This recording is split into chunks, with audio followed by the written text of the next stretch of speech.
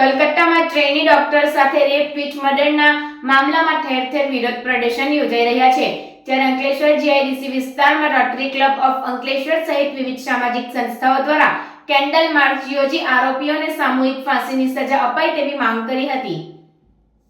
કલકત્તામાં trainee doctor સાથે rape with મર્ડરનો મામલો સામે આવ્યો છે, જેના સમગ્ર દેશમાં ઘેરા પ્રત્યાઘાતો પડી રહ્યા છે અને દેશમાં ઠેર ઠેર વિરોધ પ્રદર્શન યોજાઈ રહ્યા છે। ત્યારે અંકલેશ્વર ઔદ્યોગિક વસાહતમાં આ ઘટનાના વિરોધમાં કેન્ડલ માર્ચનું આયોજન કરવામાં આવ્યું હતું, જેમાં રોટરી ક્લબ ઓફ અંકલેશ્વર સહિતની વિવિધ સામાજિક સંસ્થાઓ દ્વારા કેન્ડલ માર્ચ યોજાઈ હતી। આ કેન્ડલ માર્ચમાં સૌથી મોટી સંખ્યામાં સ્થાનિકો જોડાયા હતા। આ સાથે જ ક્રૂર ઘટના બાબતે લોકોએ આક્રોશ વ્યક્ત કર્યો હતો અને ઘટનામાં જવાબદાર લોકોને સામૂહિક ફાંસીની સજા આપવામાં આવે તેવી ઉગ્ર માંગ કરી હતી।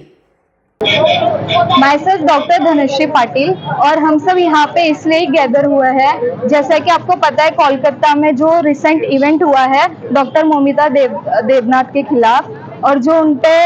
रेप के चार्जेस हुए हैं, तो हमें यही कहना है गवर्नमेंट से कि एज एन डॉक्टर प्रोफेशन आप हम पे भी ध्यान दो, आप हमारे लिए भी फैसिलिटी सेफ्टी की हाँ फैसिलिटी सेफ्टी अरेंज करे, प्रोवाइड करे और बस मेरा इतना ही कहना है। नमस्कार मित्रों, हमણાં જ ગયા વીકમાં કલકત્તામાં આરજીકર હોસ્પિટલમાં જે એક સામૂહિક બળાત્કાર અને એની હત્યા જે થઈ છે એને અમે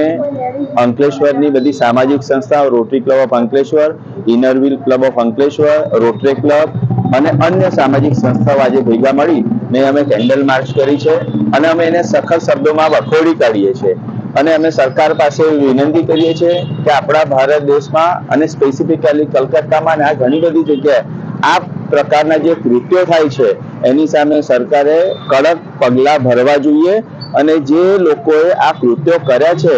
એને સામૂહિક ફાંસી આપવી જોઈએ। અમે સરકાર પાસે એવી માંગણી કરીએ છીએ અને આપણા ભારત દેશમાં જ્યારે આટલું સરસ વ્યવસ્થા તંત્ર હોવા છતાં બહેનોની સુરક્ષા માટે જ્યારે આવા પ્રોબ્લેમ ઊભા થાય છે ત્યારે ફરી અમે બધી જ સામાજિક સંસ્થાઓ ભેગા મળી અને આજે એને સખત શબ્દોમાં વખોડીએ છીએ અને સરકાર પાસે, માનનીય શ્રી કલેક્ટર પાસે આની માંગણી કરીએ છીએ કે જે નરાધમો છે, જે લોકો આ કૃત્યો કર્યા છે એને